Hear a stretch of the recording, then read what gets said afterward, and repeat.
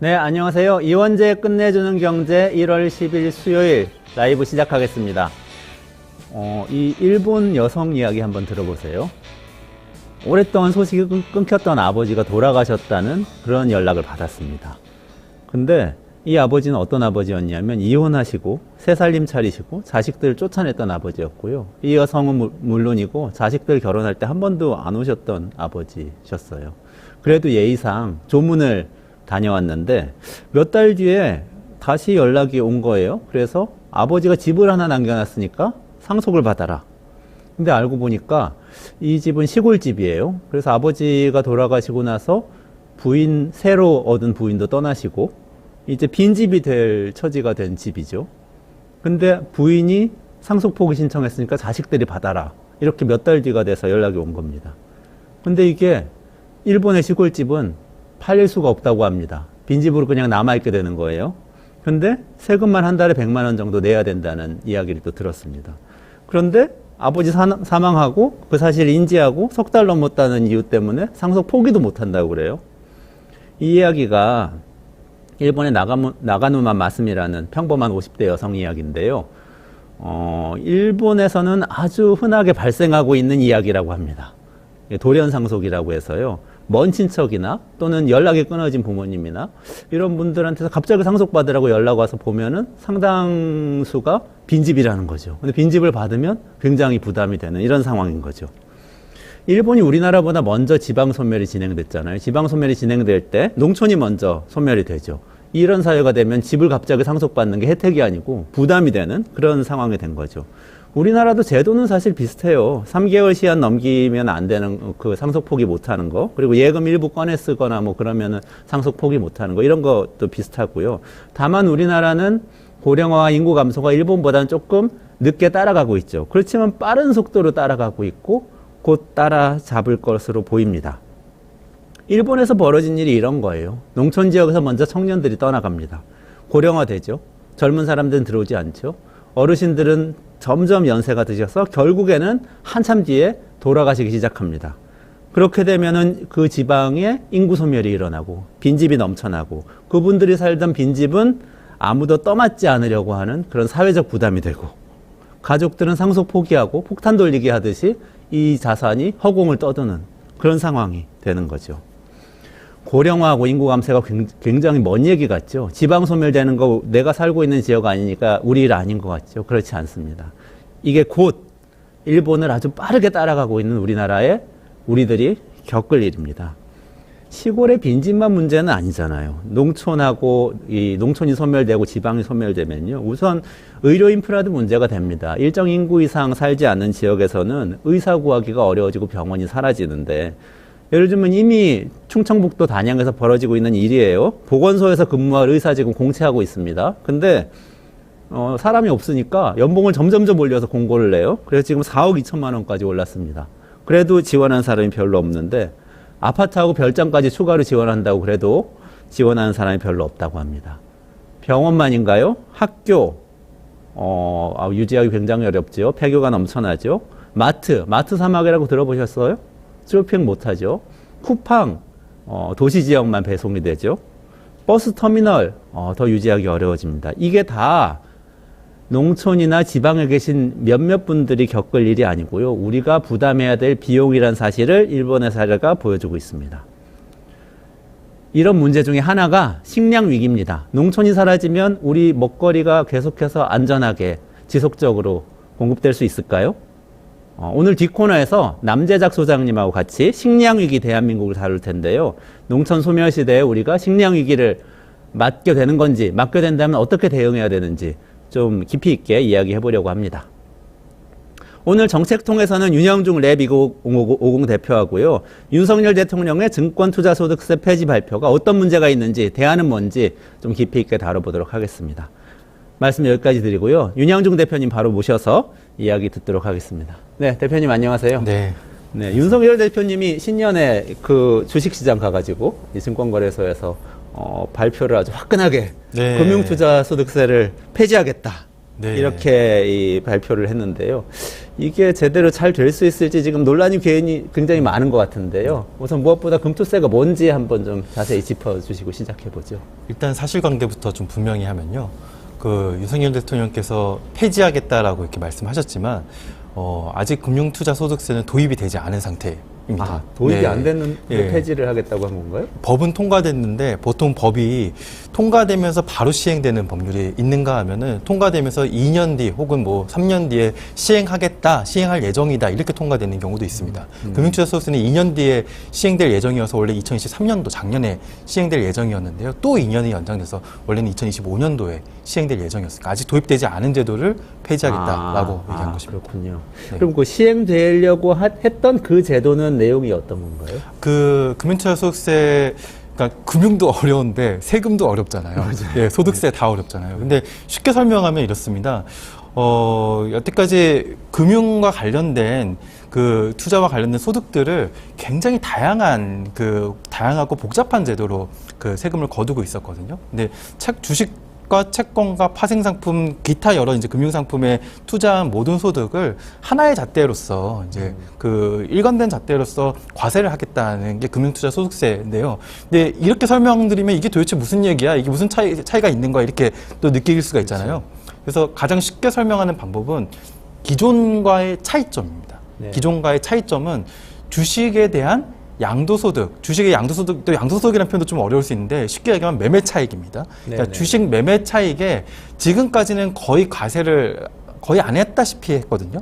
근데 그 과세를 예외 없이 5천만 원 이상의 소득을 가지면 예외 없이 과세하겠다는 게 이전과의 가장 큰 차이점이라고 볼 수 있습니다. 아, 세금 신고할 때 보면은 그 양도소득은 따로 이렇게 신고하게 돼 있는데 지금까지는 주식을 판 양도소득은 거기에 포함이 안 돼 있었던 거란 말씀이죠? 아예 안 되어 있다라고 보기는 좀 어렵고요. 아주 기준을 높게 잡아서 그 기준 이상인 사람들만 거두고 있었습니다. 그래서 그 기준이라는 게 한 주식을 얼마 이상 보유한 사람들을 그러니까 우리가 이제 세법상 대주주라고 그러니까 진짜 그 자본시장에서 통용되는 대주주가 아니라 세법상 대주주라고 표현을 하고요. 그 대주주에게만 그 소득이 있을 경우에는 이제 과세하겠다는 거였는데요. 그 대주주 기준이 원래는 이제 한 종목당 100억 이상이었다가 뭐 50억 뭐 그리고 10억까지 내려왔는데 작년 연말에 또 정부가 기습 처리를 한 것 중에 하나가 다시 대주주의 기준을 10억에서 50억으로 올렸습니다. 여기서 잘 이렇게 알아두셔야 할 게 그 한 종목당 10억 이상입니다. 네, 한 종목당 보유 주식 수가. 네. 그럼 한 종목 그러면 여러 종목에 나눠 가지고 49억 원씩 뭐 10종목을 갖고 있으면 490억 원 갖고 있지만 대주주는 아니다. 뭐 5천억, 1천억을 1조로 갖고 있어도 주당 그 50억이 넘지 않으면은 뭐 내가 1년에 1,000억의 주식 그 양도소득을 냈어도 한 푼도 세금을 내지 않습니다. 그러면은 이 대주주라는 개념은 사실상 그 기업의 지분을 가지고 경영에 조금 영향을 끼칠 수 있을 만한 그런 정도를 그렇습니다. 가진 사람이다. 이렇게 그런 사람들에게만 과세를 해왔던 제도였는데 이제는 금융투자소득세에서는 5천만 원 이상의 소득을 내는 모든 투자자에게 예외 없이 과세를 하겠다는 것이었습니다. 그전에는 사실상 양도소득을 주식 투자자는 안 냈었는데 이제는 그렇죠. 5천만 원 이상을 이익을 내면은 내야 한다. 이렇게 바뀌는 거라고 봐도 되겠네요. 네. 그렇군요. 근데 원래 증권거래세라는 게 있잖아요. 지금 우리 사고 팔 때 내는 거. 그거하고는 관계가 어떻게 되는 건가요? 그러니까 우리가 주식에 내는 세금이 여태까지 두 가지가 있었습니다. 하나는 방금 설명드렸던 주식 양도소득세 거의 거치지 않고 있었던 양도소득세가 있었고요. 제대로 거쳤던 세금은 증권거래세금이 있었는데 이거는 모든 거래에 그 거래 금액의 일정 퍼센트를 증권거래세로 내왔습니다. 근데 그 퍼센트가 예전에는 0.3%였는데요. 요게 이제 지속적으로 좀 낮아져서 그 0.2%가 되었습니다. 근데 그 0.2%가 되고 또 내년과 후년까지도 계속 낮춰질 예정인데 그 낮춰지는 이유가 앞으로 이제 금융투자소득세를 거둘 예정이니까 증권거래세는 이렇게 낮추다가 나중에는 이제 폐지시키자 약간 이런 논의가 있었습니다. 무슨 선불 같은 개념으로 아직 도입 안 했지만 금융투자소득세 도입할 거니까 맞습니다. 거래세는 낮추기 시작하지만 먼저 이미 이거 낮추기 시작한 거예요. 그런 거. 도입하지도 그런 거군요. 않았는데 그 도입하지도 않은 걸 또 폐지하겠다라고 하신 거예요. 근데 그러면 거래세는 거래만 하면 다 내는 거잖아요. 근데 아까 금융투자소득세는 요거는 소득이 5천만 원 이상 있어야 되는 거. 맞습니다. 그러면은 뭐 대상자가 굉장히 작을 것 같은데요. 그 대상자가 보통 우리나라 통계에서 비어 있는 곳 중에 하나가 비과세 되는 사람들은 애초에 통계로 추계가 되지가 않아요. 그래서 임대소득도 우리가 잘 이렇게 어느 정도 소득이 나오는지 잘 모르는 게 원래 비과세가 아닌데도 제대로 신고가 안 되고 있는 측면이 큰데요. 근데 아무튼 비과세가 되고 있는 측면은 통계가 안 되기 때문에 근데 대충 예측치로 전체 투자자들의 한 1% 정도가 해당될 거라고 한 5천만 원 이상의 연소득이 나올 거라고 예상하고 있거든요. 근데 전체 투자자의 인원이 이 코로나 시기를 거치면서 굉장히 크게 동학개미라고 들어보셨잖아요. 한국의 주식 투자 인구가 원래도 적지 않은 수준이었지만 최근 추산으로 한 1,400만 명 정도에 이른다고 해요. 그러니까 유권자층으로 뭐 따지면 굉장히 많은 수에 이르는 거죠. 그래서 그 정도 인원이 주식 투자자 인구고 그 중에 한 1% 정도인 13만 명 정도가 해당될 거라고 좀 예측하고 있습니다. 근데 그러면은 윤석열 대통령이 금융투자소득세를 도입 안 하겠다고 하면은 거래세는 유지될 가능성이 높은 거예요? 원래는 금투세 도입하는 걸로 해서 거래세를 없애려고 차차 낮춘 건데 여기 그런 관계가 있는 건가요? 그 얘기를 아주 분명하게는 안 하고 있으나 그러니까 개미 투자자 입장에서는 금투세를 그러니까 모든 세금을 이렇게 내는 사람 입장에서는 좋지는 않잖아요. 그래서 네네. 안 낸다라고 생각하면은 나름의 호재인데 증권거래세는 예전처럼 걷겠다고 이전보다 더 많이 걷겠다라고 얘기를 하면은 안 좋아할 거 아니에요. 막상 또 증권 개장식에 대통령으로서 처음 가가지고 발표를 한 건데 그 불편한 얘기까지는 같이 하지 않았죠. 근데 이런 비슷한 상황이 대선 때도 또 있었습니다. 대선 때 그래요? 제가 아주 명확하게 기억하고 있는 사례인데요. 12월 27일에 2021년 12월 27일에 제 날짜도 기억하고 있습니다. 갑자기 경력 좋으시네요. 예, 갑자기 이제 기자회견장에 나타나가지고 증권거래세를 폐지하겠습니다. 딱 이렇게 발표를 한 거예요. 그때 대선 후보 시절이죠. 대선 후보 시절이었습니다. 예, 증권거래세 폐지는 당시에 원래 2020년도에 금투세 도입을 여야가 합의해서 입법을 하면서 증권거래세는 차차 줄여나가면서 나중에 폐지시키자라는 얘기를 원래 여야 합의가 있었던 거예요. 네. 근데 갑자기 이제 돌연 폐지하겠다고 했는데 당시 여야가 그거를 명확하게 폐지하겠다라고 얘기를 못한 이유가 있었습니다. 왜냐면은 증권거래세가 일부는 농특세라고 농업과 관련된 특별 세금이 붙어 있어요. 그거 특이하죠. 왜 증권거래세에 농업과 농특세가 붙어 있는지. 근데 그 금액이 적지가 않습니다. 2022년 기준으로는 증권거래세가 10조 원이 거쳤어요. 그리고 농특세가 7조 원이 거쳤거든요. 17조 원이 거친 거예요.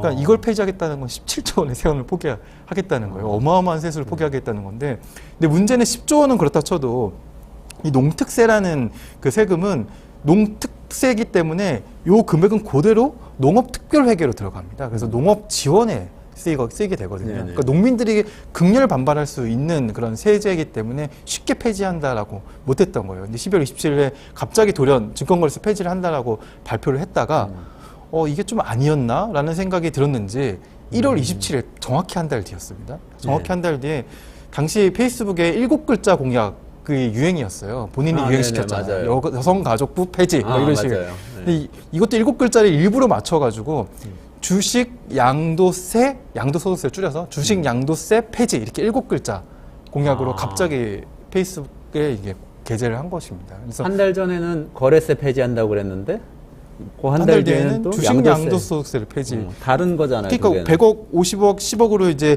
대주주 기준을 좀 낮춰가면서 제대로 세금을 거두고 2023년부터는 금투세를 도입할 예정이었는데 그게 2020년에 여야가 합의한 내용이에요. 예, 2020년 여야가 합의했는데 2022년 1월 27일에 갑자기 주식 양도세 폐지라고 7글자 공약을 발표한 겁니다. 그러니까 이렇게 발표하니까 이 전문가들과 뭐 기자들이나 요 주식시장의 이해관계자들은 좀 어리둥절했죠. 이게 도대체 무슨 내용이고 이전의 증권거래세 폐지는 어떻게 되는 것이며 당시 정책본부장을 맡았던 사람이 원희룡 전 국토부 장관이었거든요. 그래서 많은 기자들이 가서 또 제가 또 아는 기자들도 좀 있지 않습니까? 그래서 기자들한테 증권거래세 폐지 한 달 전 발표는 어떻게 되는 것이며 그리고 앞으로 금투세 관련돼서는 어떤 것인지 정책본부장한테 좀 구체적으로 질문해서 답변을 꼭 좀 받아달라고 제가 아주 구체적인 질의서까지 사실 몇몇 기자들한테 써서 보내줬습니다. 네, 보내줬습니다. 그렇지만 당시 원희룡 장관의 특유의 그런 이제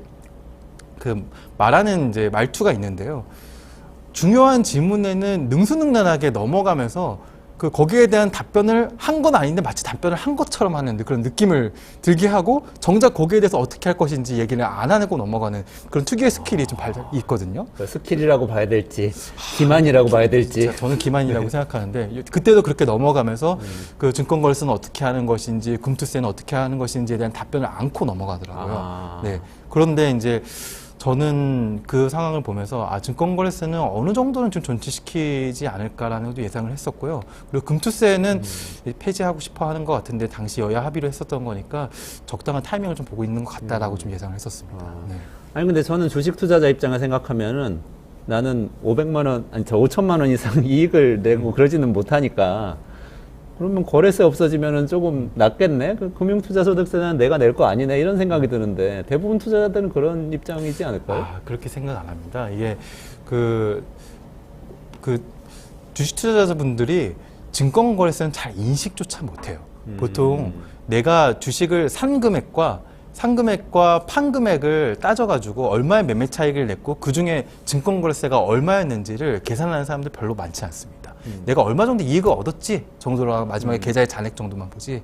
그리고 사실 숨어있는 비용이 또 있어요. 증권거래세랑 그것보다 조금 낮지만 거의 비슷한 수준의 증권사 수수료를 내고 있습니다. 맞아. 그 증권사 수수료도 아깝다는 생각 안 하시잖아요. 맞아요. 마찬가지로 증권거래세도 아깝다는 생각을 안 합니다. 그러니까 이런 세금이 그 투자자 입장에서 봤을 때는 별로 인식도 못 하고 있고 정부 입장으로 봤을 때는 그 조세 저항도 없이 상당히 큰 세수를 차지하고 있는 그런 세수인데요. 또 이 세금이 그 여러 가지 이제 뭐 장점과 단점 뭐 이런 것들이 있지만 저는 이 세금을 없애는 거에 있어서는 상당히 좀 신중하게 접근할 필요가 있다라고 좀 생각을 하고 있습니다. 그렇군요. 근데 어쨌든 윤석열 대통령이 처음에 거래세를 폐지하겠다고 호기롭게 얘기했다가 나중에 원희룡 당시 본부장 지금 뭐 전 장관 네. 입을 빌어서 폐지를 하지 않을 수도 있다는 것처럼 대답을 했었다는 거죠. 네. 걷어들이는 것처럼. 네. 그러면서 양도세는 폐지하겠다고 또 호기롭게 얘기를 하고 이번에는 그 양도세를 이제 공식적으로 도입을 중단하겠다고 정확히 말하면 원희룡 장관 다시 증권거래세에 대해서 입장을 밝힌 적은 없습니다. 네. 밝힌 적은 없지만 대답을 하지 않았다고. 넘어갔습니다. 그냥. 이미 후보가 네. 폐지하겠다고 한 건데 네. 정책본부장은 컨펌을 안 해줬다는 거잖아요. 그렇진 않습니다. 왜냐하면 이거 없앴다고 한 거지만 사실상 한 달 뒤에 뒤집은 거라고 볼 수 있습니다. 뒤집은 거군요. 네. 뒤집은 사실상 거라고 볼수 뒤집었다. 네. 말을 뒤집으면서까지 했다는 뭐 그런 얘기. 뒤집었지만 뒤집었다라고 말을 안 한 셈인 거죠.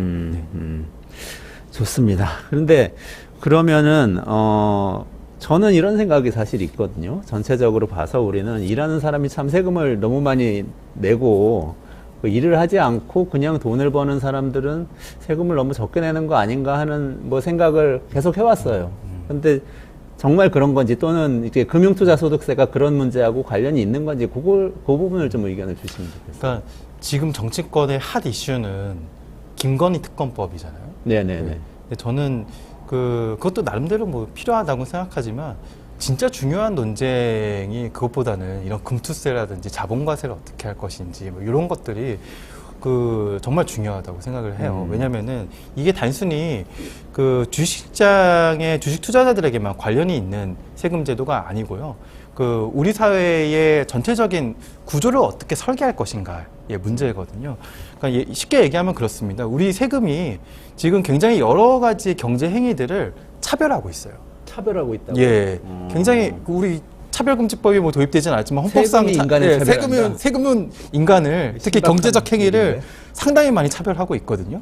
근데 이게 보통 세금의 역할이 뭐라고 생각하세요?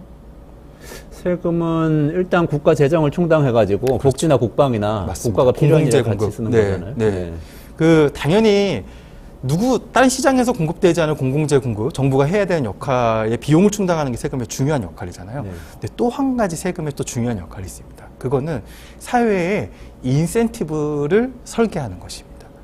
인센티브를 설계한다 하면? 네. 그러면은 어떤 행위를 줄여야 한다고 생각하면 거기에 어느 정도의 세금을 부과해야 되고요. 어떤 행위를 장려해야겠다고 생각하면 거기에 대한 세제 혜택을 좀 주거나 오히려 보조금을 주는 방법도 할 수가 있는 개념입니다.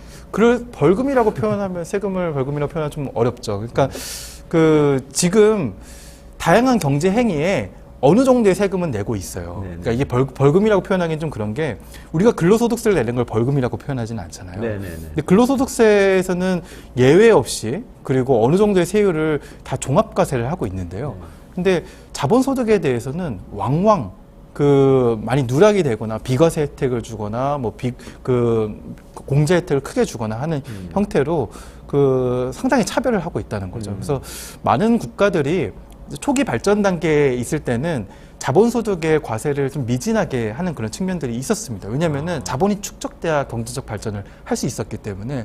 하지만 어느 정도 가난한 나라는 자본이 맞습니다. 별로 없으니까 맞습니다. 돈부터 모아야 되니까. 근데 어느 정도 성장을 이룬 나라들은 이제 세금이 차별하면 안 되잖아요. 이래서 열심히 번 사람과 맨날 부동산과 주식만 들여다보는 사람이 같은 수준의 소득을 얻었을 때 이쪽은 왕창 과세하고 이쪽은 아무 세금이 없다면은 사람들이 일을 늘리려고 하겠어요? 그 일할 시간에 땅 보러 다니겠어요? 근데 네. 우리나라 지금 그렇게 하고 있어요? 우리나라 세금 구조가. 제가 그래서 한 과세 시나리오를 한 4가지 정도로 좀 짜봤거든요. 네. 그래서 이게 한 5억 정도의 소득을 벌 때 네네네. 이제 그게 근로소득이냐 아니면 사업소득이냐 혹은 이제 주식 매매 차익이냐, 뭐 배당 소득이냐, 이자 소득이냐, 부동산 매매 차익이냐, 부동산 임대 소득이냐에 따라서 어떤 차이가 있을지 대충 한번 이제 아주 간단한 시나리오를 한번 해왔습니다. 연간 5억 원을 벌 때. 네네네.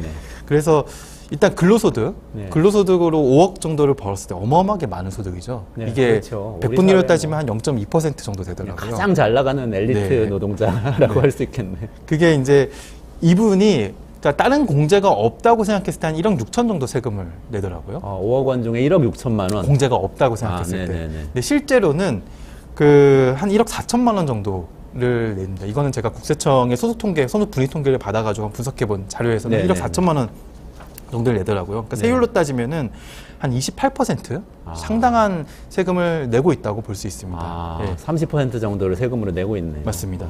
근데 이제 일단 근데 한 1억 정도 벌 경우에는 1억도 상당한 고소득자잖아요. 연봉 1억. 네네. 예, 세후소득이 그렇죠. 1억이면, 세전소득이 1억이면 상당한 고소득자인데, 이 세전소득이 1억인 분에게 내는 평균적인 그런 실효세율은 한 1,000만 원 정도.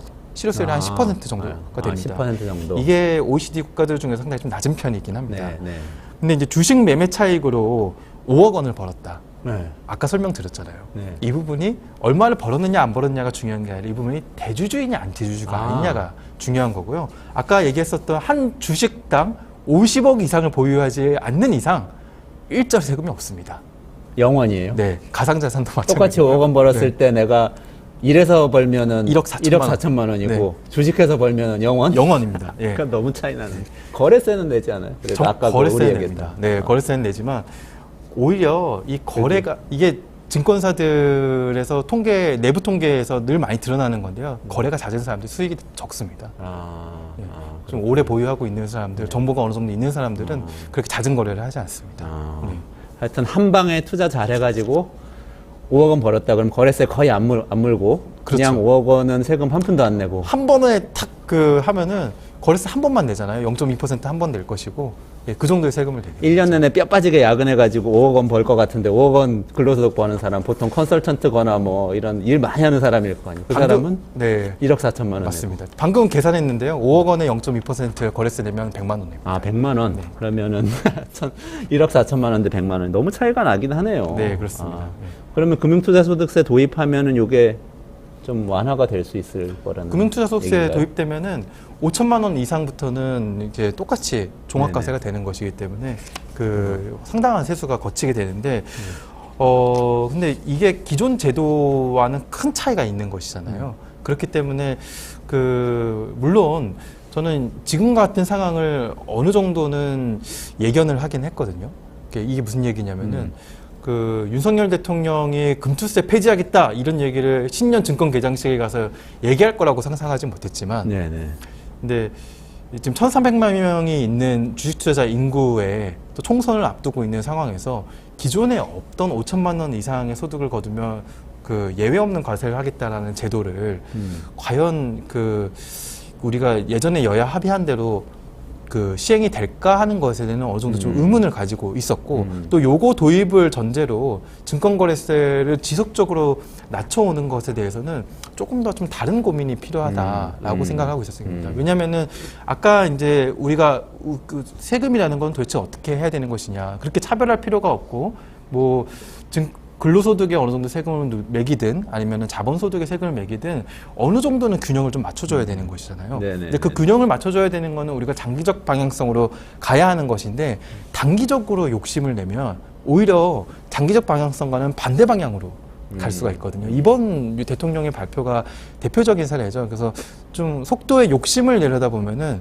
그 이렇게 선거를 앞두고 있는 상황에 그 사람들의 표심을 얻으려는 또 정치 세력들에게는 굉장히 반대 방향으로 가려는 그런 이제 힘들이 굉장히 강력하게 생기거든요. 조심해야 되겠네요. 네. 그렇기 때문에 어떻게 하면은 세제가 그 사람들에게 수용성 있게 가져갈 수 있느냐 하면서 또 세수입의 규모를 잘 가져갈 수 있느냐, 또 세 번째로 또 따져봐야 할 것은 그 한국적인 특수성을 고려했을 때 세제가 디테일하게 어떻게 가져가야 할 것인가, 이 세 가지를 잘 따져봐야 하는 것입니다. 수용성, 세수, 그리고 한국적 디테일, 특수성, 네. 특수성 이렇게 세 특수성에 가지를 따른 따져봐야 디테일. 한다. 네. 아, 좋은 말씀입니다. 근데 아까 저 그래도 더 궁금한데 시나리오 아까 딴 것도 있다고 그랬잖아요. 네, 근로소득자도 있고 주식투자자도 있지만 다른 이용은 어떻게? 사업도 하고 뭐 부동산도 하고 그러잖아요, 사람들이.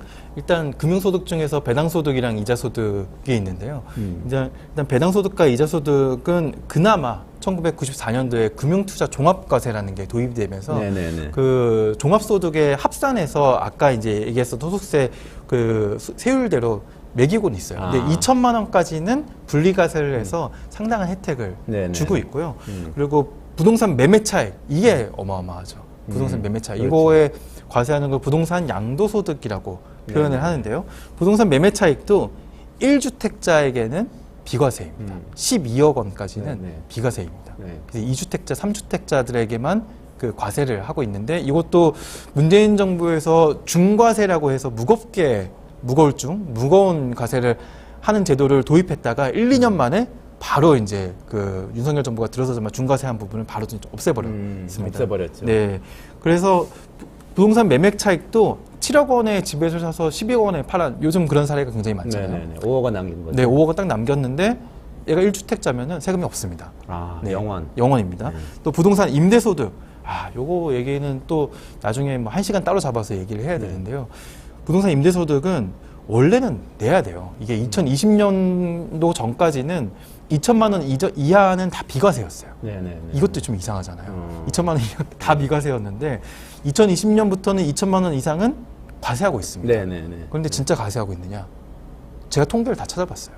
부동산 임대소득 그 통계를 찾아보면은 한국의 그 전월세 숫자랑 맞지가 않아요. 그 납세자 인원과 전월세 입주자 인원이 맞지가 않아요. 10분의 1, 30분의 1도 안 됩니다. 제대로 안 내고 있는 안 거네요. 내고 있습니다. 거두려고 노력하지도 않고. 또 그 실질적으로 세무사들은 전세는 비과세되고 있다라고 안내를 하고 있거든요. 네네. 전세는 또 과세하고 있지 않습니다. 전세도 사실은 월세 전환율로 생각해가지고 소득 어느 정도를 내고 있다라는 거를 그 산정해가지고 과세를 해야 되는데 네네네. 안 내고 있거든요. 게다가 과세를 하는 사람에게도 이게 그 신고하고 내는 사람과 신고 안 하고 안 내는 사람의 이익의 차이가 너무 크면은 이게 또 이 사람들이 굉장히 이제 항의를 할 수 있잖아요. 네네네. 그래서 내는 사람들에게도 어마어마하게 많이 네네. 깎아주고 있습니다. 공제를 그 2천만 원의 경우에 공제를 갖다가 1,600만 원 해주고 있거든요. 그러면 네네네. 2천만 원 소득 없을 때 1,600만 원 공제해주면 400만 원의 이제 세율을 부과하는 건데 400만 원에 14% 부과하면 56만 원이 나오는데 또 장기 보유하고 있으면은 또 40만 원 깎아줘서 사실상 2천만 원의 소득세가 12만 원, 임대소득세가 12만 원 부과되고 있습니다. 그러면은 줄을 세우면은 세금 제일 많이 내는 건 근로소득자. 근로소득자, 그다음에 종합소득, 자영업자도 네, 마찬가지고요. 그냥 자영업자까지 포함해서 종합소득을 내는 사람들. 네. 근로소득자, 종합소득자. 그리고 그 다음에 배당소득, 이자소득을 내는 배당소득, 이자소득. 네. 그 다음에 부동산 임대소득 부동산 임대소득. 12만 원 내고 있고요. 그 다음에 그리고 아까 주식 매매 차익이 네네네. 증권거래세 10만 원 정도 낸다니까. 그리고 부동산 매매 네. 이 수준으로 가고 있습니다. 아니, 한국 그러니까 사회가 왜 이렇게 이게 가고 있는지가 이 세금을 보면 정확하게 나오고 있습니다. 그러니까 뭐가 중요한지가 드러나네요. 근데 이제 제가 이게 정말 중요하다고 생각하는 게 세금 내기 싫거든요. 그러니까 그렇죠. 뭐든지 세금을 깎아주면 좋은 거예요. 그런데 한 군데서 깎으면 딴 데서 또 올려가지고 어떻게든 메워야 되잖아요. 국가 맞습니다. 재정이라는 게. 그러면 이제 이쪽에서 주식 쪽에서 깎아주면 결국은 또 근로소득자들에게 부담이 가게 된다는 거, 이런 거 좀 짚어줘야 될 것 같아요. 맞습니다. 근데 그럼에도 불구하고 이렇게 다 설명하셨지만 윤석열 대통령 뭐라고 그랬냐면, 윤석열 정부에서 코리아 디스카운트를 해소하는 계기로 삼겠다고 했어요. 금투세를 도입 안 하면 코리아 디스카운트가 해소될 거다, 이렇게 얘기했는데 여기에 대해서 어떻게 생각하시는지 말씀해 주세요. 그리고 마무리해야 될 것 같아요. 저는 그 발언이 가장 대표적으로 코리아 디스카운트를 조장하는 발언이 아니었나 그래요? 라고 생각이 들어요. 그러니까 코리아 디스카운트가 왜 발생했는가? 예전에는 한국이 그 안보 환경이 굉장히 위험하기 때문에 한국에 투자하는 게 위험하다. 언제 전쟁이 일어날 수 있으니까. 그게 디스카운트의 주요 원인이라고 꼽았던 적이 있었습니다. 근데 요 10년 동안에는 완전 글로벌 컨센서스가 생겼어요. 한국 재벌들이 좀 특이하다.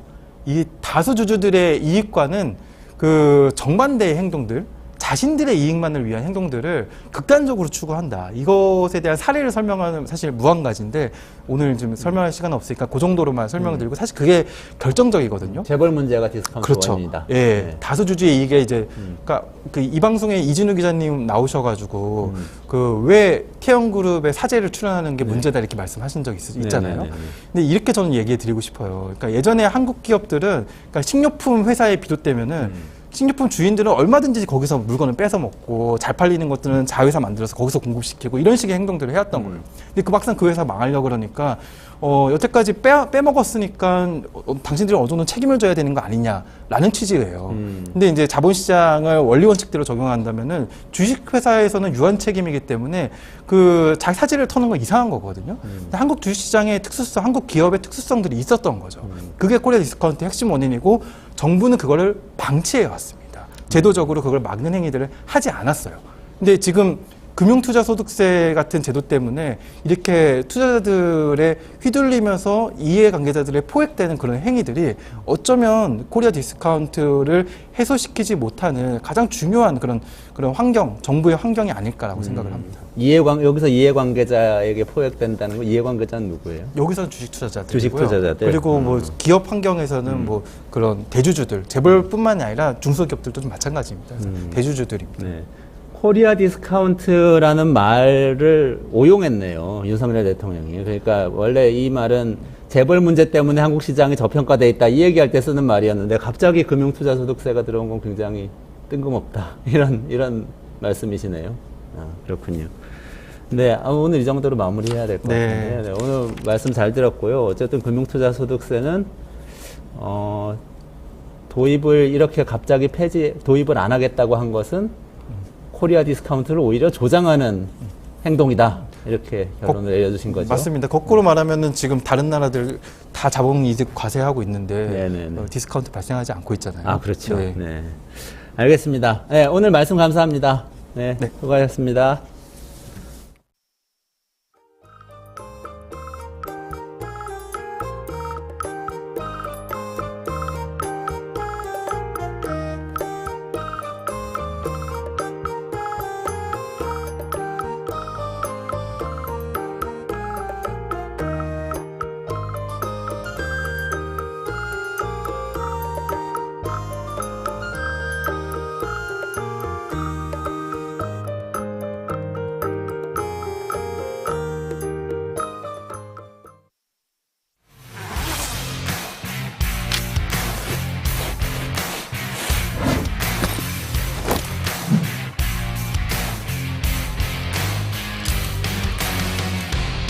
주식 평가 방법이 사용되고 있어요. 그 다 들어봤죠 이거? 이건 기본이잖아. 이거 모르는 사람 있어? 자, PAR 뭐야? 라는 거. 그치. 그게 주당 시장.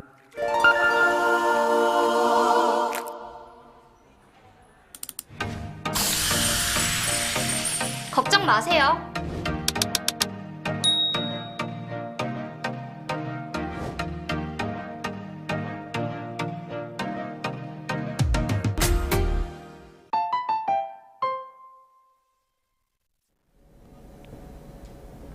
네, 농촌이 소멸하고 있고 위기다, 이런 얘기 많이 들어보셨죠? 근데 그러면 농촌에서만 문제가 될까요?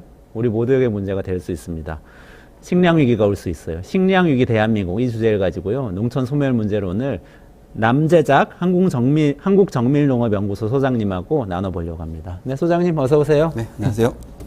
제가 사실 새해에 네. 신문을 이것저것 막 보는데요. 뭐 다 아름다운 얘기, 뭐 멋진 AI가 어떻게 되고 뭐 이런 얘기 다 톱기사, 새해 첫 기사 톱기사를 썼더라고요. 근데 대전일보를 봤어요. 대전일보의 새해 첫날 톱기사가 뭐였냐면 충남 서천은 과연 소멸할까? 그러니까 이게 지방신문하고 서울에 있는 이 중앙 언론들하고 또 관심사가 굉장히 다르면서 이 현실이 아주 많이 다르다 이런 생각을 좀 했었습니다. 사실 서울에 계신 분들은 잘 못 느끼는데요. 지방에 계신 분들은 굉장히 좀 심각하게 느끼고 있거든요.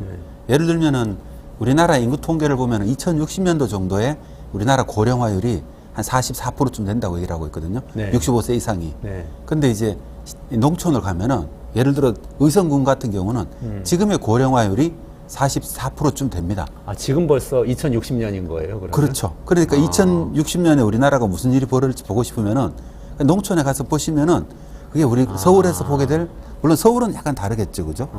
그게 우리나라에서 보게 될 풍경인 거죠. 그러니까 오히려 붕괴돼 가고 있는, 소멸돼 가고 있는 농촌에 우리나라의 미래가 있다. 거기서 우리 미래가 보인다. 아주 뭔가 암울하게 느껴지는데. 근데 인구는 사실 거의 확정됐다고도 다들 얘기하고 있잖아요. 네네네. 그 변수가 거의 없으니까 네. 우리가 한 50년, 60년 후에 마주치는 미래는 네. 거의 아마 지금의 그 농촌 모습하고 비슷하지 않을까, 우리나라가. 근데 고민은 좀 다르게 해봐야 되지 않을까, 그렇게 생각합니다. 현재 이미 그렇게 된 상태인가요? 우리나라 그 65세 이상 농가 비중이 예를 들면 네. 노인 농가 비중이죠? 그러니까 네, 어느 농가 정도가 인구 중에 됩니까? 고령화 비율이라고 하는데 네네. 마찬가지 65세 이상은요. 지금 벌써 한 50% 정도 됩니다. 절반. 그러니까 보통 농촌, 의성군을 얘기한 건 농촌이었고 네네. 농촌이 농민만 사는 거 아니잖아요. 그렇죠. 그 중에 또 한 20%가 농민이 나머지는 비농민일 거죠. 그러니까 농민만 이렇게 따져놓고 보면은 또다시 그게 한 50%까지 이미 올라가 있고 고령화율이. 근데 이걸 농장의 경영주로 또 이렇게 한정하잖아요. 네. 보통 농장이 보면 대개 예전엔 대가족이 이게 한 농가를 구성했지만 요즘 대개는 평균 1.8밖에 안 되거든요. 네네. 한 농가 구성이. 그러니까 그렇게 치면은 이 농장주의 평균 연령은 평균 연세가 얼마냐면 이미 68세가 넘었습니다. 그래요. 평균이. 네. 65세 이상은 50%가 됐고. 그렇죠. 농장 주로 하면은 이미 그렇고. 3분의 2 정도가 된다. 네네. 만약 50세로 5살로 이렇게 통계를 쭉쭉 나누잖아요. 네. 가장 많은 연령대가 어디냐면 이제 70세부터가 가장 많은 연령대에 해당됩니다. 그래야 평균이 한 68세쯤 될 거 아니에요. 그러면 그 아래 젊은 층이 한 3분의 1 정도가 있는 건가요? 아니면 그 분포가 어떻게 되는지 분포가 일방적으로 이렇게 뭐라 그러죠? 50대부터 해서 60대, 70대가 가장 많이 드는 이런 식으로 인구 구성이 바뀝니다. 위로 올라갈수록 이렇게 일방적으로 쫙 이쪽에 다 쏠리고. 몰려 있는 거죠. 그리고 40세 이하는 그러니까 거의 별로 없는 거 있잖아요. 그래요? 이런 구성이 돼 있고, 예를 들면 40세 이하 인구를 치면은 농가 인구를 치면 농업 인구로 치면은 40세 이하가 0.7%라고 얘기합니다. 10,000명이 안 되는 거죠. 0.7%요? 예, 40세 이하 농가로 치면. 40세 이하 농가가요? 농가 인구가. 사실상 없다고 봐야 되겠네요. 거의 그러니까 이미 이제 농촌이. 근데 우리가 자꾸 농촌이 붕괴한다, 농촌이 위험하다, 농업 위험하다 이런 얘기를 해도 많은 분들이 잘 그냥 의례적인 얘기 같다 생각하고 있잖아요. 네. 근데 수치를 들어보면은 이제 좀 이렇게 이게 심각하구나 이렇게 다 느낄 수 있죠. 하기는 저도 농촌에 좀 다녔었는데, 아까 제가 충남 서천 대전일보에서 본 거 말씀드렸는데, 사실은 제가 10몇 년 전이네요. 벌써 서천에 가가지고 프로젝트 했었거든요. 연구 프로젝트. 거기서 국립생태원 들어오면 마을을 어떻게 살릴까 이런 프로젝트 했었는데, 그때도 이미 그 농촌에 가면 청년 회장님이 60대 중반 이렇게 되신 분도 계시고, 50대도 거의 청년이었어요. 그래서 10년 전만 해도 상황이 괜찮았거든요. 그때만 해도 이제 우리 아버님이 60대신데 청년회장 하시면 이러면 다들 농담으로 해서 웃었어요. 네네네. 그랬잖아요. 그죠? 네. 그때도 고령화도 심각했지만 그래도 10년 전만 해도 농담을 할 수 있는 소재였고 지금 와가지고는 이제 그게 농담처럼 안 들리는 거죠. 10년 만에 그렇게 바뀌거든요. 상상을 해보면 예를 들어서 저도 자꾸 근데 우리나라 분들이 가지고 있는 농업이나 농촌에 대한 인식은 거의 70년대, 80년대에 머물러 있잖아요. 네네. 근데 이미 인구 구조는 그렇게 바뀌었고 만약에 그럼 10년 후에 다시 상상을 해서 그때 다시 농촌을 본다면은 우리가 어떤 얘기를 하게 될까? 그러니까 이게 완전히 다른 풍경이 또 펼쳐질 거라는 실제로 거죠. 고령화율이 쭉 높아지고 있는 거죠. 새로 들어오는 사람 없고 네. 이제 계신 분들은 그냥 쭉 이렇게 연세가 드시고 그런 거죠. 그런 상황. 네. 근데 좀 요즘 얘기 들어보면은 어쨌든 그 외국인 노동자들이 와서 많이 또 자리를 채우고 있다 이런 얘기도 많이 들리더라고요. 네네네.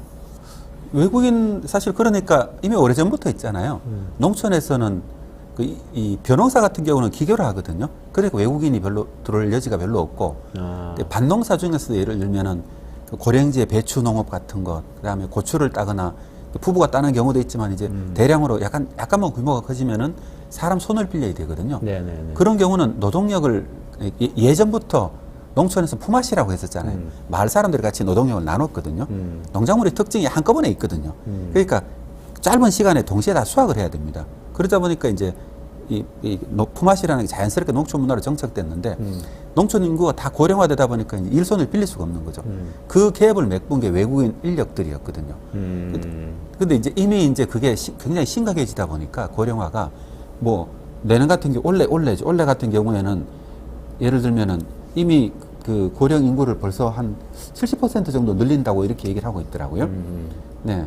그 73% 늘린다고 합니다. 그런데도 불구하고 지자체장들이 제일 인기 좋은 지자체장이 누구냐면 요즘 가면은 이 법무부에서 배정을 하잖아요. 외국인 인력을. 네네네네. 근데 그거를 많이 가져오는 지자체장이 인기가 좋은 거죠. 워낙 일손이 없다 보니까. 일손이 없다 보니까. 그리고 지자체마다 가보면은 군청 같은 데 가면은 이 인력을 중개해주는 있잖아요. 네네. 이런 그 직원이 또 한두 명씩 다 있습니다. 네네네. 네, 그런 식으로 되어 있죠. 그 들어오시는 분들이 몇 분이나 되세요? 그 외국인 노동자로 농촌에 와서 일하시는 그런 분들이? 구체적인 숫자는 사실 잘 파악이 안 되거든요. 네네. 왜냐하면 이제 이 외국에 들어온 인력들은 보면은 결혼을 통해서 이주한 이주민도 네네네. 계시고, 네. 그 다음에 이제 왔다가 이제 농촌에 그 뭐라 그러죠?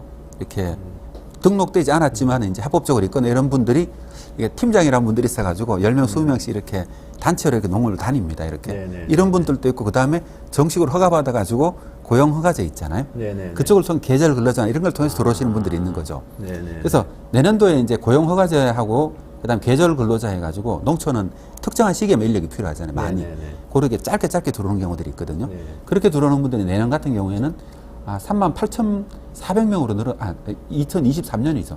38,400명으로까지 늘어났고요. 네네네. 네, 그리고 계속 조금 늘어나고 있는 거죠. 늘어나고 그거는 지자체별로 데려가려고 이렇게 경쟁을 하고 네, 그걸 가지고 다시 나누는 거죠. 나누는 지자체가. 거고. 네. 38,000명은 그렇게 많은 것 같지 않은데요? 그 농가 인구는 빠르게 줄고 있는 거 아닙니까? 고령화되고 그럼 일손이 줄어든 속도는 그거보다 빠른 거 아닙니까? 훨씬 빠르죠. 훨씬 빠른데, 근데 농작업이라는 게 농촌 인력이 다 필요한 건 아니잖아요. 네네. 그러니까 어떤 특정한 시기들이 있거든요. 네네. 예를 들면 그 사과꽃이 필 때라든가 뭐 이런 과일을 수확할 때, 채소를 수확할 때, 네네. 심을 때, 요때가 노동력이 바짝 필요할 때입니다. 네. 요때는 이제 그럼 도시 사람들도 투입되고 계절 근로자 투입되고 해서 이게 동시에 이렇게 작동을 하죠. 네네. 그리고 그게 끝나고 나면 또 이제 농촌 일손이 별로 필요 없어지거든요. 네네. 예, 그렇게 작동합니다. 약간 농촌 노동 인력이 좀 그런 특징이 있습니다. 그렇군요. 네. 제가 아까 이 방송 시작할 때 오프닝으로 일본의 빈집 문제하고 그 네. 빈집 상속받는 이 자녀들이 부담해야 되는 부담감 얘기를 좀 했었거든요. 네네. 우리나라도 지금 그 빈집, 농촌엔 그런 빈집이 좀 늘어나고 이런 문제가 혹시 시작되고 있나요? 농촌의 빈집, 우리나라에 사실 빈집이 뭐냐는 정의가 잘 안 내려져 있잖아요. 예를 들면 한 6개월 비워놨다가 이렇게 가끔가다 사는 분도 있고, 외부에서 봤을 때 빈집처럼 보이지만 사람이 살기도 하고, 여기서 사실 빈집이 뭐냐는 정의가 지금까지 좀 이 부처마다 좀 헷갈렸다 그럽니까? 그러니까 통계가 좀 왔다 갔다 했던 것 같아요. 그래서 지금은 이제 2022년도에 정의 내리기를 대체 빈집 정의를 가지고 1년 이상 아무도 거주하지 않는 주택이라고 이렇게 정의를 내려가지고 이거를 또 여러 군데서 이게 집계를 했는데 무슨 그 한국 부동산원이라는 곳에 넘겨가지고 공식적인 통계를 만들어내고 있어요. 네네. 아직까지 근데 통계가 정확치는 않죠. 그리고 이전에는 예를 들면은 예를 들면 한 13만 호 정도가 빈집이었다. 그 중에 대충 한 60%, 70% 가까이가 농촌에서 이렇게 얘기를 하고 있고, 네네. 부동산원 같은 경우에는 저도 이제 오기 전에 홈페이지를 한번 들어가 보니까 네. 지금은 9만 6천 채 정도가 이렇게 빈집으로 되어 있더라고요. 10만 채 가까이 되네요. 네네. 농촌 풍경도 많이 달라질 것 같고요. 그럼 빈집이 늘어나고 그러면. 저도 이제 농촌 출신인데 가보면은 군데군데 집에 이게 비어 있는 곳이 있거든요. 비어 있는 데 있으면은 몇 년 비어 놓으면은 이게 마당부터 시작해서 잡초가 확 우거집니다. 그게 한 두세 집 있으면은 동네가 살기가 어려워지거든요. 경관이 완전히 망가지고 네네.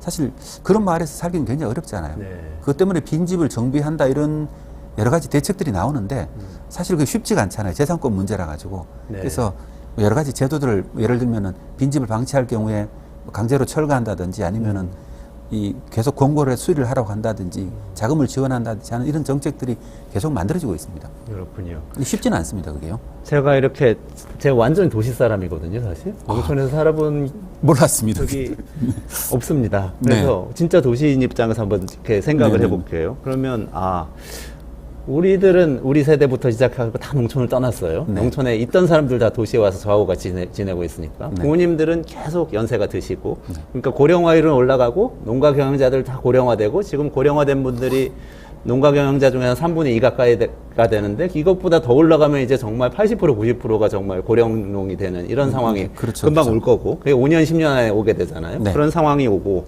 농가 줄어들고, 일손 부족한 상황이 이제 오는 건 명확하게 알겠어요. 근데 그랬을 때 심각한 문제가 생깁니까? 우리 도시에 사는 사람들에게도? 예를 들면 이제 뭐 여러 가지 관점에서 바라볼 수가 있거든요. 우리나라 농가 인구가 많으냐 그러면은 적으냐 아니면은 많으냐, 줄어야 되냐 늘어야 되냐 이렇게 이게 개념을 생각해 볼 수가 있잖아요. 근데 이제 문제는 뭐냐면 우리나라 농촌이 인구가 그렇게 줄어든다는 거 아는데 예를 들어서 옛날 모습 그대로 가지고 있다고 생각하면 어떻게 될까요? 그러니까 예를 들면은 이 농가 인구 줄어도 농경지 면적이 넓어져야 되잖아요. 그럼 농업 1인당 재배하는 면적이 넓어지겠죠. 재배 면적이 넓어지겠네요. 네, 그리고 여러 가지 변화가 생길 거잖아요. 네. 그게 맞춰가 근데 이제 토지 소유 문제는 또 복잡하거든요. 네네네. 저번에 말씀드렸나 모르겠지만은 예를 들면은 지금 농촌에 있는 토지 중에 거의 절반 정도가 도시 사람이 가지고 있는데요. 네네. 이게 도시 사람이 땅 투기하려고 산 게 아니고 이게 대부분 자식들이 도시로 나오면서 상속이 돼버렸거든요. 네네. 근데 뭐 어떤 땅들은 팔리지도 않는 땅들이 많고 실제로 농촌 구석으로 네네. 가면은 이러다 보니까 버려지는 땅들이 많은 거죠 또. 근데 그렇게 되면은 사실 이제 농촌 예를 들면은 우리나라가 지금까지 이제 농촌이 중요한 여러 가지 이유가 있잖아요. 환경적으로 중요하고 네네. 또 여가라든가 이런 활동을 해서 굉장히 중요하고 그 다음에 또 식량을 공급하는 데 중요하고 또 식량이 또 우리가 생각할 때 식량 같은 칼로리만 생각하는데 네. 먹는 에너지 있잖아요. 그러니까 채소라든가 과일이라든가 아니면 제철 식재료 같은 것들이 다양하게 나오잖아요. 버섯부터 시작해서. 그럼 이런 것들이 제때 제대로 공급되는 게 사실 삶의 만족도에 굉장히 중요한 역할을 하거든요. 네네. 그럼 이게 만약에 무너져 버렸을 경우에는 수입 농산물로 그걸 채울 수 있느냐. 수입 농산물이 이제 큰 것들은 이제 우리가 채우겠지만은 사실 그렇게 우리가 가장 중요한 것들 있잖아요. 채소, 네네. 과일 이런 것들은 네. 제일 채우기가 어렵거든요. 아, 이게 또 가격도 당연히 높아질 수밖에 네네네. 없고요. 다영향을 줄 거라 생각합니다. 그러면은 지금 식량 위기 말씀을 하셔서 네. 이게 사실 중요한 질문인 것 같아요. 농촌 소멸이 식량 위기로 이어집니까? 우리 밥상에, 그러니까 도시 사람들 밥상에도 영향을 미쳐요? 말씀드렸듯이 이제 그 밥상에 영향을 미치는 게 보통 식량 위기라면 먹는 거 그러면 대충 쌀이라든가 네, 뭐 쌀, 밀 같은 밀. 걸 얘기하잖아요. 네네네. 이걸 이제 대충 생각하는데 네. 근데 요즘 도시 분들이 드시는 것 중에 가장 많이 드시는 게 뭘까 하면 대체 육류하고 그 다음에 무슨 채소나 과일 같은 것들일 겁니다. 아마 네네네. 가공식품들이 있을 네. 거고요.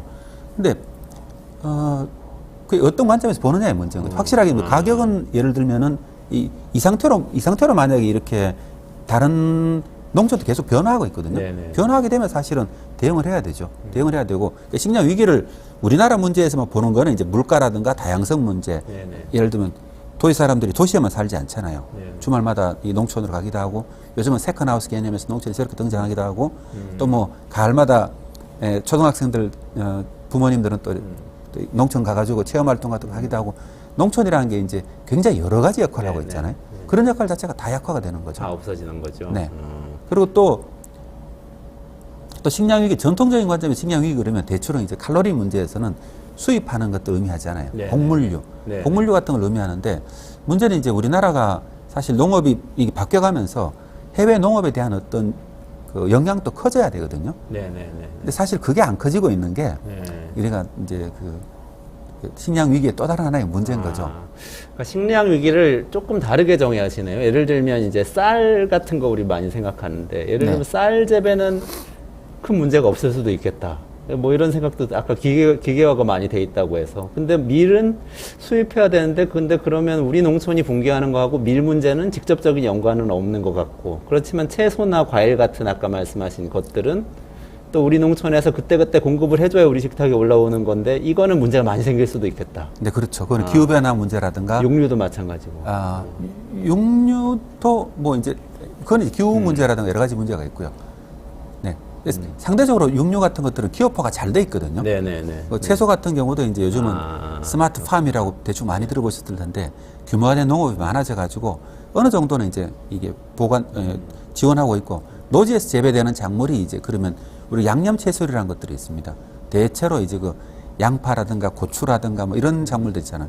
이런 특정 작물도 이제 대체로 다 문제가 생길 가능성이 많고요. 이미 이제 그런 영향들이 나타나고 있고 작물에 따라서 다 다르게 나타나고 있고 이게 전반적으로 그리고 또 이 국내 생산이 줄어들거나 아니면 이 약화되면은 물가가 올라가게 되거든요.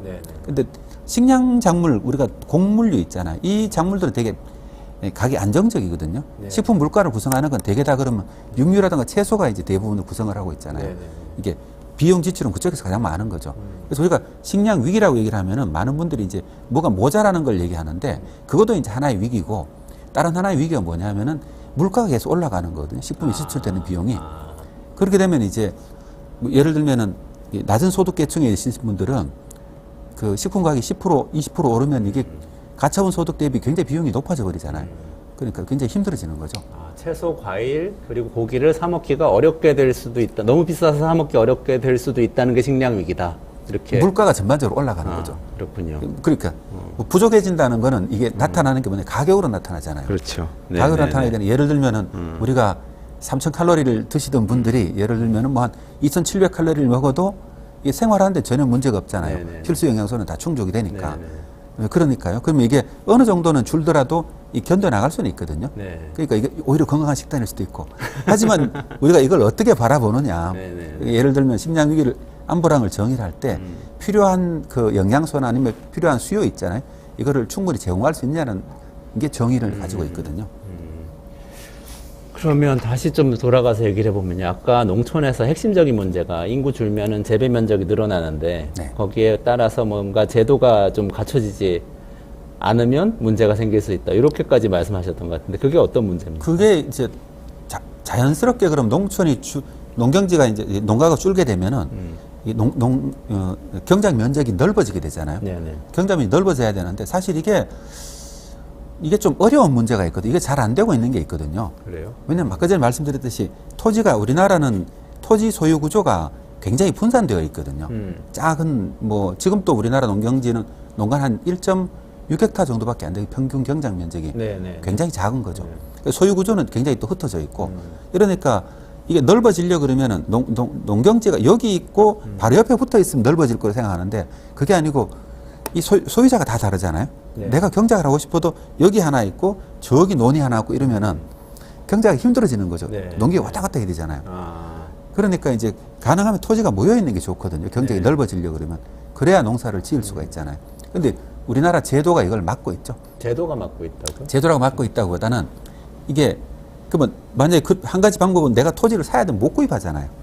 이게 지금 어떻게 돼 있습니까, 제도가? 좀 더 그러니까 지금은 이제 자세히, 토지를 구매하기는 어렵게 돼 있거든요. 농지를 구매할 그렇죠. 수 없다. 농지는 이 농사를 짓는 사람만 구매할 수가 있거든요.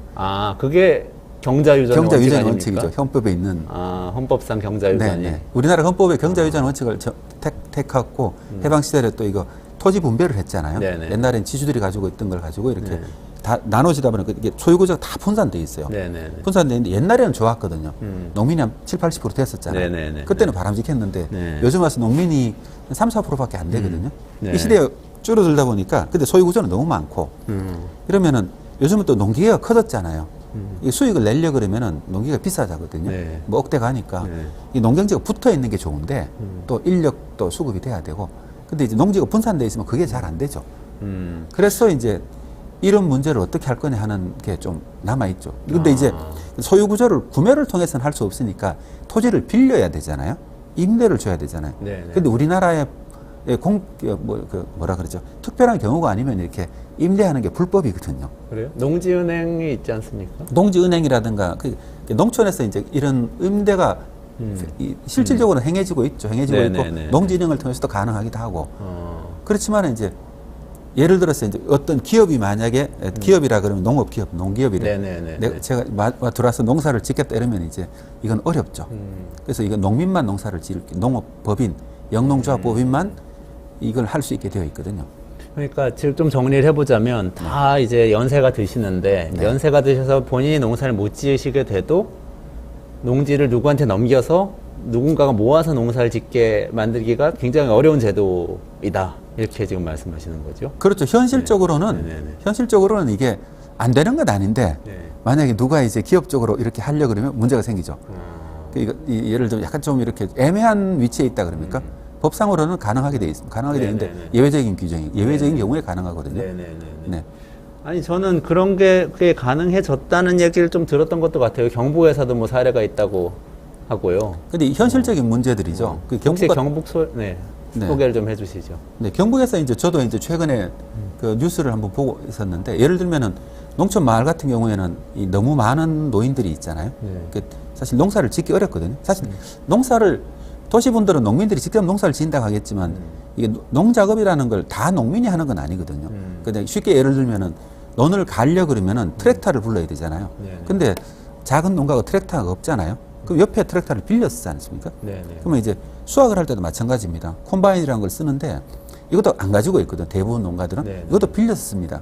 그러니까 어떻게 보면은 이게 농 작업 단위로 이렇게 임차를 해서 사용하는 거죠. 네네. 그 농민이라는 어떤 직업은 벼농사를 한정해서 보면은 여러 가지 서비스를 이용해 가지고 자기의 생산물을 만들어내는 사람인 거죠. 아, 경영자네요. 경영자에 어떻게 보면. 가깝죠, 네네. 사실은.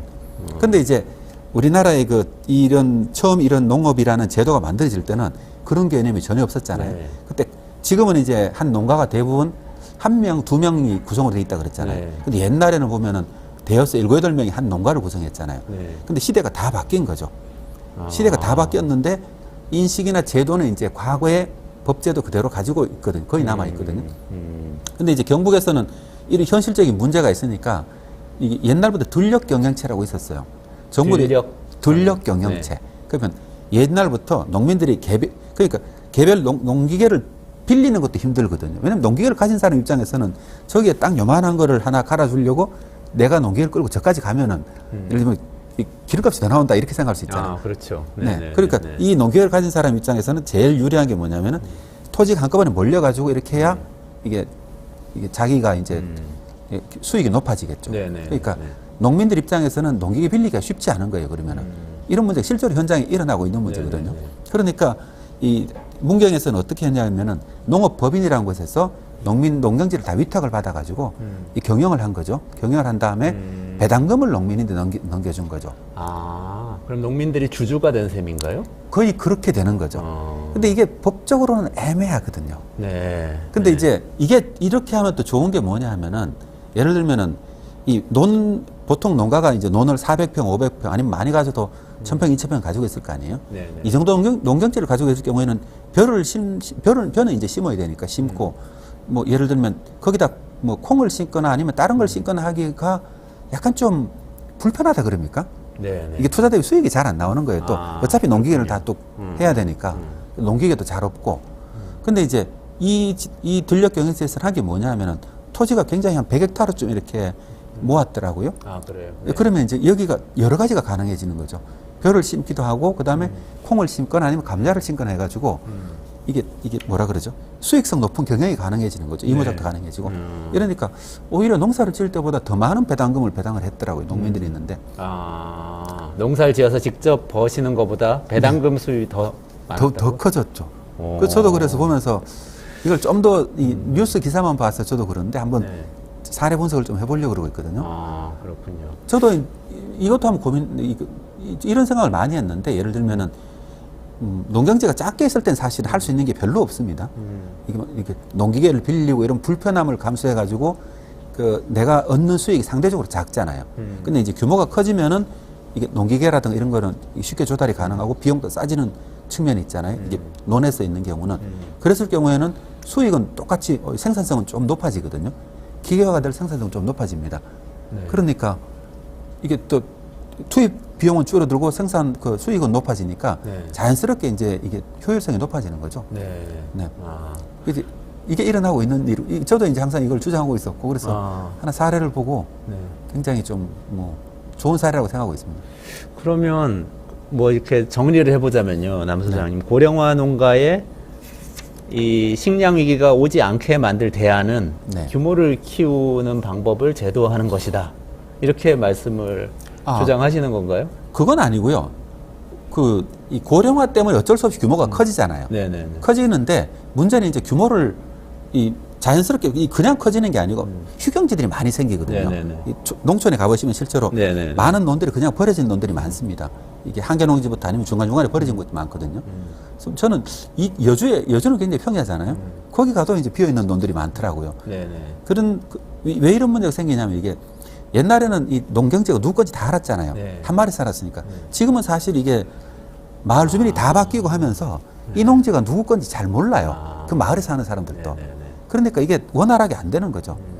그래서 제가 뭐 얘기하는 건 뭐냐면은 이게 왜냐 그러면 대농이란 말이 우리 농업계에서 좀 예민하게 받아들여지거든요. 예민하죠. 사실 이게 자연스럽게 이제 흘러갈 수밖에 없는 인구 구조가 그럴 수밖에 없잖아요. 근데 이런 걸 말을 꺼내는 게 굉장히 부담스러운 거죠. 왜냐하면 우리나라 국민들 아직까지도 그 해방 이후에 그때 만들어졌던 소농 체제 있잖아요. 이 체제에 대한 이게 굉장히 강한 이게 남아 있거든요.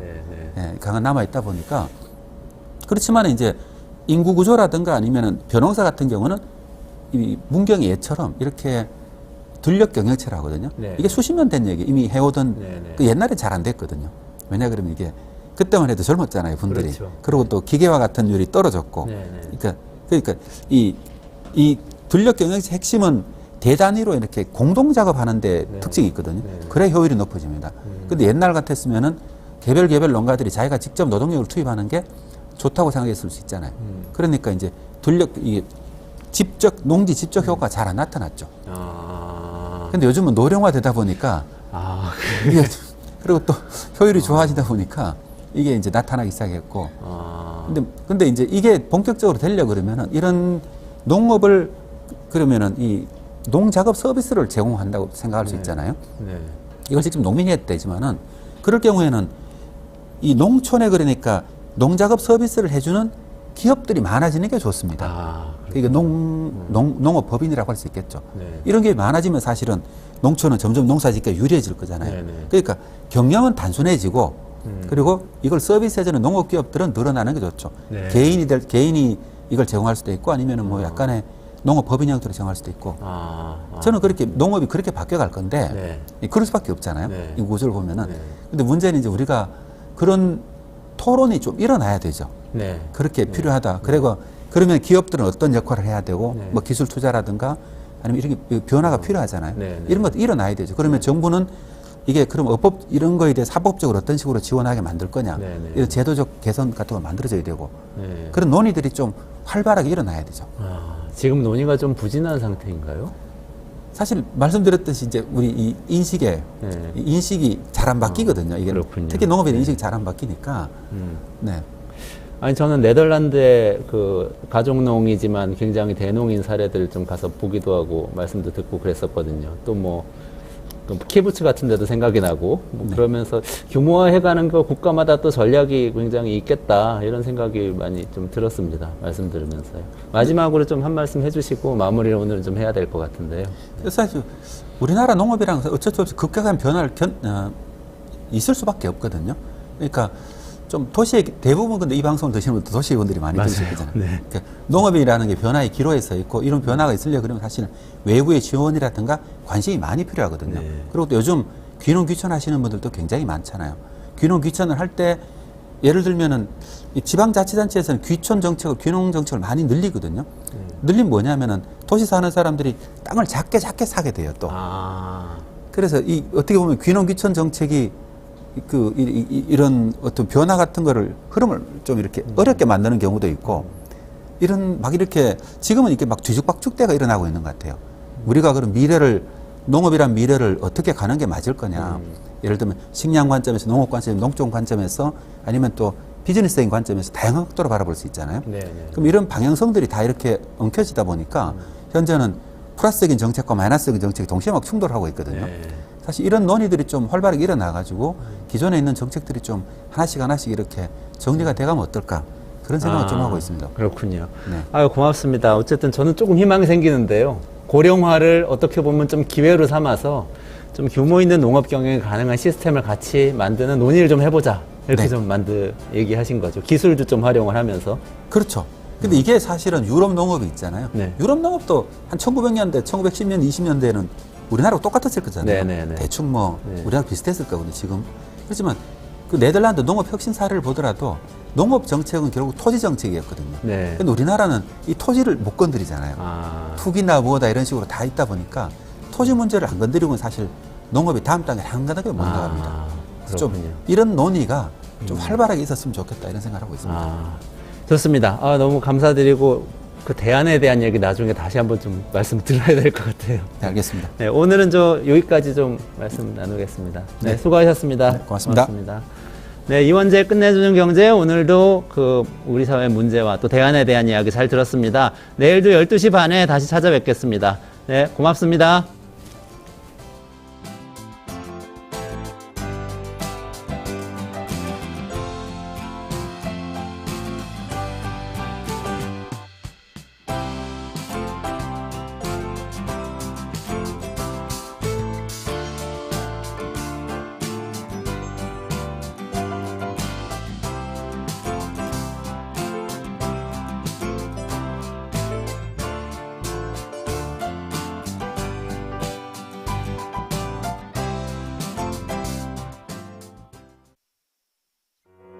우리 아이 재단에서 뜻을 함께할 정기 후원자분들을 기다립니다. 우리 아이 재단은 한반도 어린이를 위한 재단입니다. 배고픈 어린이들에게 영양 가득한 국수를 보내고 영유아 자폐 조기 검사 지원, 베이비박스의 이유식 정기 배달, 중증장애 및 취약 아동들을 지원하고 있습니다. 따뜻한 손길을 이어주는 분들께 우리 아이 팔찌와 감사 선물을 드립니다. 지속적인 지원을 통해 더 많은 어린이들에게 도움을 줄 수 있도록 정기 후원자가 되어주세요. 후원 문의 02-2128-3344, 2128-3344